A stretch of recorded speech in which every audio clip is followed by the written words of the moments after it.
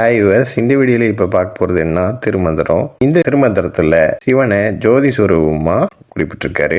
இப்ப இந்த திருமந்திரத்தை பார்ப்போம். ஆதியுமாய் அரணாய் உடல் உள் நின்ற வேதியுமாய் பிரிந்தார்ந்து இருந்தான் அருட்ஜோதியுமாய் சுருங்காததோர் தன்மையுள் நீதியுமாய் நித்தம் ஆகி நின்றானே. இப்ப இந்த பாடலுக்கான பொருளை பார்ப்போம். ஆதியுமாய் அரணாய் அப்படின்னா அவன் தான் எல்லா படைப்புக்கும் மூல காரணமா இருக்கிறவன். சிவனாய் இருக்கிறதும் அவருதான். உடல் உள் நின்ற வேதியுமாய் பிரிந்தார்ந்து இருந்தான் அப்படின்னா நம்ம உடம்புக்குள்ள இருக்கக்கூடிய நெருப்பு ரூபமா அவரு தான் இருக்காரு.